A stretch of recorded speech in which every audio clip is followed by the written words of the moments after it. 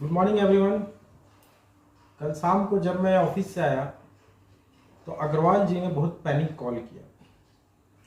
मैं फैमिली के साथ बैठ के चाय ले ही रहा था कि अग्रवाल जी का फ़ोन आया और उन्होंने मुझे बहुत ही पैनिक होकर बताया कि उनके 8-10 चेक्स जो है वो मिसिंग हैं और उनके अकाउंट से लगभग 5-6 लाख रुपए निकल चुके हैं।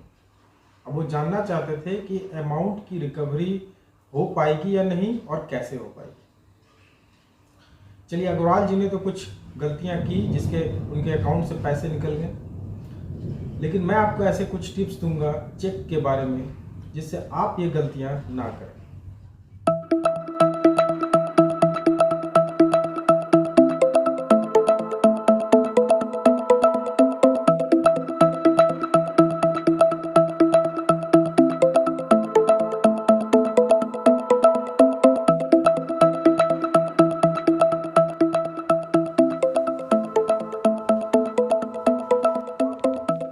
जब भी आप किसी व्यक्ति को साइन किया हुआ चेक देंगे तो आपको एक छोटा सा कदम उठाना है जिससे आप अपने आप को सेफगार्ड कर सकते हैं बैंकिंग फ्रॉड से।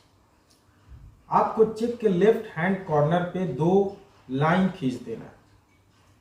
इस तरह के चेक को क्रॉस चेक बोलते हैं। अब आपको क्या करना है?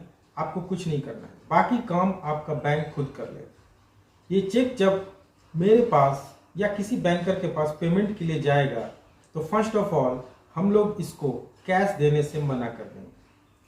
50% आपका सेफगार्ड यहीं पे हो जाता है, क्योंकि कैश विड्रॉल में जो ड्रॉयर होता है उसका पूरा पता आप नहीं लगा सकते।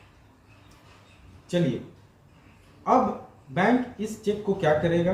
अकाउंट ट्रांसफर करेगा। अकाउंट ट्रांसफर करने की वजह से ये ट्रांजैक्शन होने के बरसों बाद भी जब भी आपको पता चले कि मेरे अकाउंट से ऐसा कोई गलत ट्रांजैक्शन हो गया है तो आप बैंक को अप्रोच करेंगे तो बैंक इस केस में ड्रॉयर का सारा केवाईसी डिटेल आपको प्रोवाइड करेगा।